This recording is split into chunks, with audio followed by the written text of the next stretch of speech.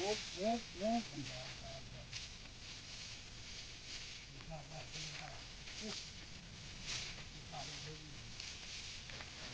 แม่นกระทุ่นไหนทุ่นไหนทุ่นเดี๋ยวมันจะมาทอดเลยอ๋อเดี๋ยวแล้วก็งบบ้านใส่กระสอบเขียนแล้วก็ฮุบอืมกระสอบแล้วกระสอบพันพันต่อเกี่ยวหญ้าให้งูสบายดีเด้อพี่น้องเด้อมื้อนี้ก็บ่นผู้ใหญ่ทำความสะอาดทงไร่ทงนาเกี่ยวหญ้าตินี่มันไม่กันนะโอ้โฮดุเติบเนาะหลายเอาทุกได้ไปเลยเอาสิเว้ยเอาไว้ให้หยังอันนี้ไม่ให้งัวเจ้าเลี้ยงงัวอืมงัวเลี้ยงเจ้าหรือเจ้าเลี้ยงงัวโอ้ยอ๋อหญ้านี่พิลึกนี่เนาะดกนาตอนนั้นได้เหรอเขาเกี่ยวมันอยู่ใกล้ต่างจังหวัดบ่ต่างเมืองเว้ย อืม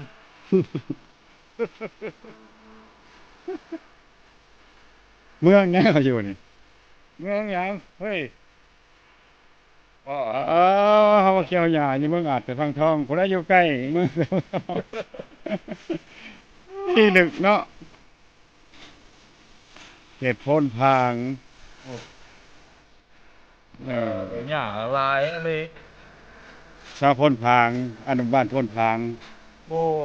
หญ้าลายเนาะบ้านโพนพางเนาะป๊าดเนาะเออเกี่ยวพระเจ้าไอ้บ่อึดบ่อนเลี้ยงเกี่ยวเมื่อหิวอ่ะคันนี้แต่เช้าเห็นบ่พี่น้องเขาก็งาม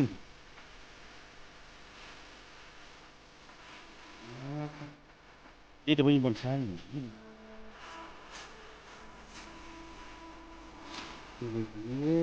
นี่หญ้าบาดนี้นี่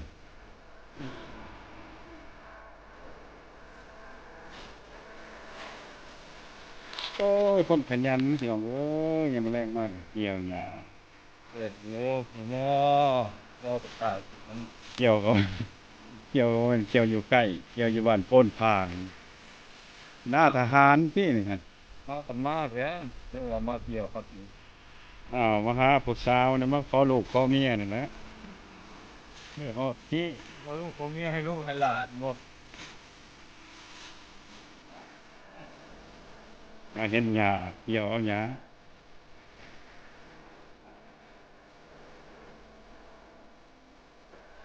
พี่บ่เอาหญ้าบาดมือพี่พี่พี่พี่พี่พี่พี่ซ้ายนี่แม่นบ่เดี๋ยวได้บาดมือคือกันนี่มันอะไรเอาอันนั้นตัวนั้นเอาเล่นเลยเล่นในบ้านแล้วได้สองนิ้วโอ้ยหญ้าบาดมือเหี่ยวนี่หญ้านี่เพิ่นเอิ้นหญ้าคมเปล่าบ้านเจ้าเอิ้นหญ้าหยังคมปลาลาว เปล่าว่า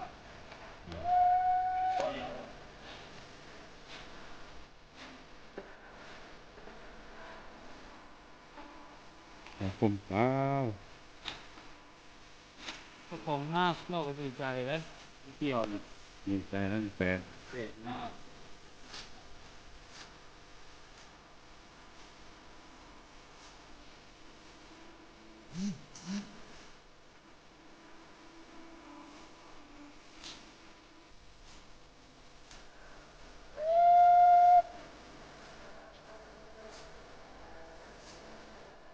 ส่งไปว่า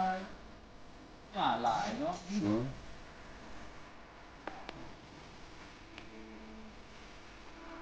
เกี่ยวจะเกี่ยวเข่าแบบ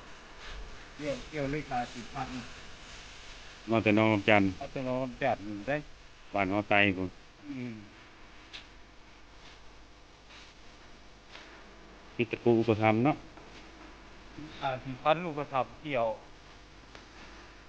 อุปถัมภ์รถแก่เออ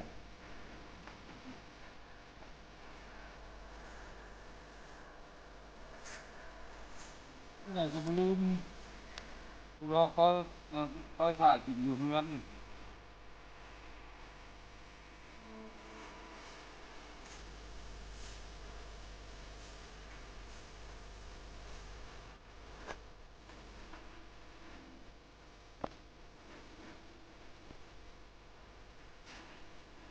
พ่อหญ้าบานมือมา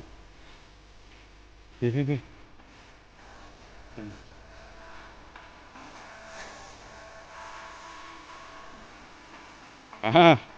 ฟันในตีนเจ้านี่อัดขานี่แหละ อืม โอ้ยขยันฝนตก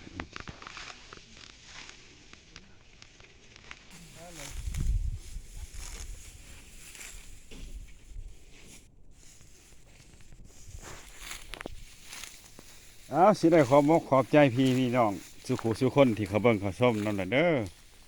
เบิ่งคู่ใหญ่เกี่ยวหญ้าให้งัวขอบใจเด้อคู่ใหญ่เด้อ ขอบใจหลายคือกัน อืม บ๊ายบายเพิ่นได้เพิ่นพ่อแล้วพ่อ